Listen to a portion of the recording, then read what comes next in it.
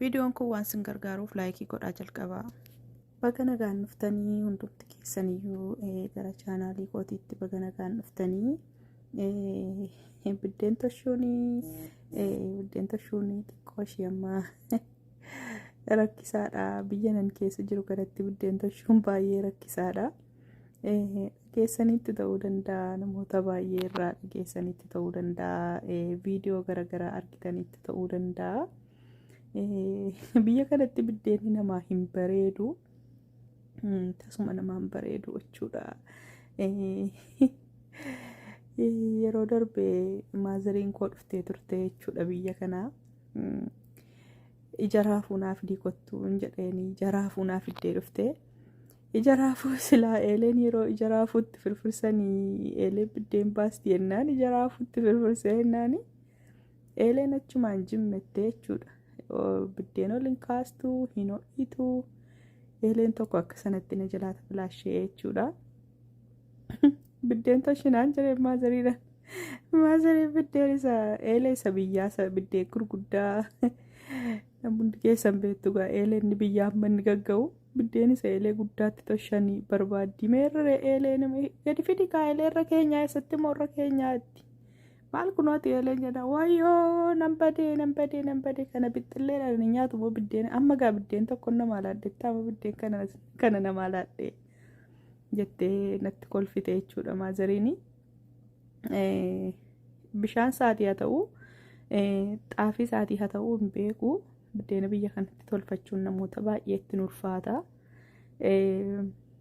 Garuu ani hin beeku waan isaan beekuun manaa tolaa yeroo baay'ee na jalaan badu biddeenni. Akkuma amma argitan kanadha biddeen xeefii bareedaan tolfachaa jira. Akkaataa itti tolfamu yoo jenne main pointiin keenya akkaataa itti tolfamudha. Viidiyoo waraabuudhaa fi yaadaan qabuun ture malee silaa yeroo bukeessu yeroo nabsiitiitti buusu hunduma isaa agarsiisuun irra ture garuu ammas namoonni jalqaba isaatii ka'ee nutti agarsiisi namoonni jettan yoo jiraattanii jalqaba isaatii ka'ee isinitti agarsiisuu nan danda'a hojjedhee jechuudha. Garuu afaan inni isinitti maammaa jalqabatti xeefiin biyya kana biyya nani jiru xeefiin maqaa garagaraatu jira akkuma maqaan isaa garagaraa biddeenni isaas garagaraa tokko biddeenni isaa namaan tolu isa akkasii gaafa xeefiin inni akkasii suni nama mudatuan garbuu daakuun garbuu waan jiruuf daakuu garbuun itti dabaladhaa gaafan xaafii garbuu itti dabalee daakuu garbuu sanaa fi kan xeefii sana gaafa walitti makee bukeessu yoomaan jedhu hinnaa bareedaa jechuudha. Kun garuu xeefii duwwaadha. Baay'ees hin gurraacha'u baay'ees immoo hin addaatu jechuudha. Isaa maal jedhama xeefii diimaa isa jedhan isa biyyaa sanas miti garuu hin fokkisu. Hin fokkisu biddeenni isaa baay'ee bareedaadha. Ani jalqaba irratti biddeenii amma akkan tolfachuu barbaadu maatiin amma kan jirru anaaf abbaa manaa koodha ijoolleen koo immoo xixiqqoodha yoo nyaatanis baay'ee hin nyaatanii shiroo fi biddeenii nyaachuu hin jaallatu garuu akka isa biyyaa sana guyyaatti si'a 2-3 deebi'anii nyaachuu hin jaallatanii malee guyyaatti si'a tokko numa nyaatu. Kanaaf dheemma biddeen waanuma guyyaa 2-3 tokko nyaannuun tolfadha. Kanaaf maalan godhaa safartuun qabaa safartuutti safaradheetan biddeen ammamii akkan tolchuu barbaadu bishaan itti naqadha jechuudha. Bishaan baay'ee dilallaas miti baay'ee ho'aadhaanis miti kanan bukeessu bishaan giddu galeessaatiin maashinii bukoo bukeessu nan qabaa. Maashinii bukoo bukeessu sanarra garuu harkaan bukeeffachuun natti tola maaliif baay'ee xiqqoodha waan ta'eef kanan bukeessu. Maashinii bukoo bukeessu sanarra harkaan bukeeffachuutu natti tola harka kootiin baay'isee tan sukkuumaa jechuudha jabeesse gidduudhaan biddeen isinitti agarsiisa. Kunoo biddeen kana fakkaatu akkasitti tolfadhaa jechuudha. Kana fakkaata gundoos qabna masaabiyaa ishii jedhanis ittiin biddeen irraa baafatanis qabna. Dhugaa biddeen bareedaan tolfachaa jira. TikTok irratti mandeddeemuuti namni bakka waa'eedhuma biddeenii ajandaa guddaa godhate haasaa namni rakkate jira laata waa'ee biddeenaa kana dheetan Asuma amma lafiini viidiyoo gabaabduu moo yuutuubii irratti hojjedhu jedheetan yuutuubii irrattis ni hojjedha. Ergiin bukeessee booda sirriittan bukeessaa jechuudha.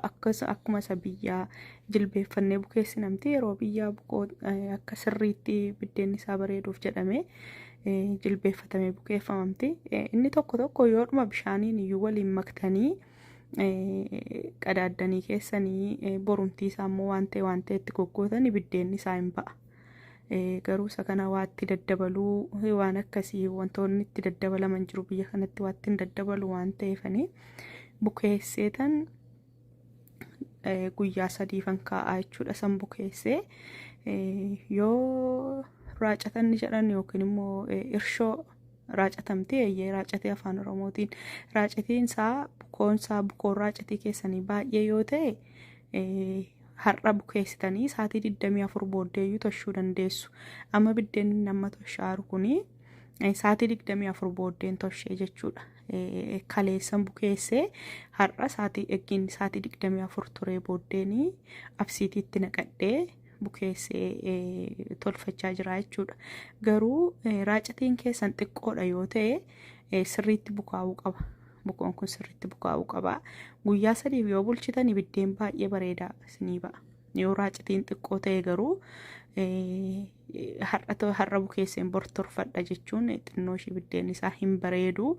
Yeroo nyaattanis immoo afaan irratti namatti hin mi'aawu. Biddeenni tokko yoo waxiin isaa mi'aa ta'eyyuu biddeen gaariin hin toshame taanaani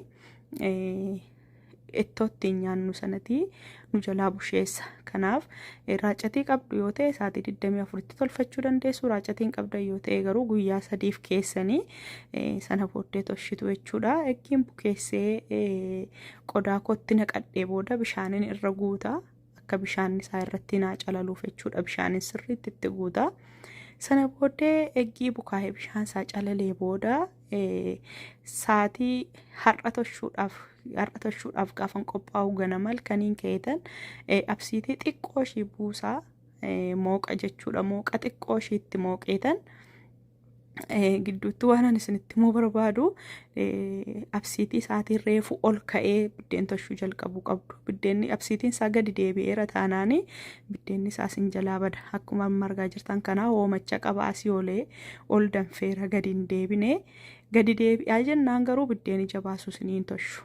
Kanaafi ganamaan kaatanii har'a biddeen toshuuf karoora qabdu yoo ta'e ganamaan kaataniitu mooqa keessanitti mooqattu. Mooqatti mooqxanii booddee maal gootu gaditti naqxu osoo hin taane mooqa sanaa firiijii keessa keessu akka inni baay'ee diilallaa'uuf. Firiijii keessan keessa keessu sa'aatii yoo xiqqaate sa'aatii 2 isaa ol. Sa'aatii 2-3tti firiijii keessan keessa eggii keessanii booddee firiijii keessaa baastanii baradoo isa godhu keessa osoo hin taane firiijiidhuma isa noormalii ittoofaa waan akka waxii qopheeffannee keessa kaawwannu sana keessa keessu. Eggiin diilallaa'ee booddee maal gootu fuutaniitu bukkoo keessanii wajjiniin waliin maktu. Bukkoo keessanii wajjiniin waliin maktanii akka amma toshuudhaaf qallistaniitti qallifattanii keessu. Ergii al tokko itti naqxaniitti itti qoqopheeffattanii booddee na jala furdate jettanii bishaan yoo itti dabaltanii siniin ba'u biddeen isaa siniin bareedu waan ta'eef qallistaniitu kaawwattu. Akka waan nama amma toshuuf ka'e qallistaniitu keessu. Sana booddee na jalaa qallata baay'ee jettanii yoo shakkitanii harka keessan irratti furdina isaaf qallina isaa harka keessan irratti cheekii gochaa qallifattanii kaawwattu. Sana booddee qadaada isaatti qadaaddanii sa'aatii 2 isaa ol eegdu. Sa'aatii 2 isaa ol eegdu. Irraa babbantanii garuu cheekii gochuutu isinirra jiraata akka inni ol ka'e. Otoonni ol ka'ee jiru akka inni koffi jedhee jiruun toshuu jalqabdu jechuudha. Yoo otoonni koffedhee jiru toshuu hin jalqabne eggiin gadi ciisee yoo toshuu jalqabdanii biddeen isaa siniin bareedu jechuudha. Hojii isaa hojjedhuutiin nutti agarsiisi yoo jettanii koomentii jalatti naa barreessaa. Asumaan egaa biddeen tolchinee finneerraa waxii toshina kana booddee gara waxiitti deebinaa kottaa waxii wajjiniin waxnaachumaanii biddeen ho'aa kottaati nyaadhaa isiniin jedheera. Hunduma keessaniin iyyuu warri sabiskiraayibiin goonee yuutuubii koo sabiskiraayib naa godhaan isiniin jedha. waan daawwattaniif galatoomaa. Gaaffii yoo qabaattanii maal akkan isinitti agarsiisu yoo barbaaddan immoo naa barreessaa.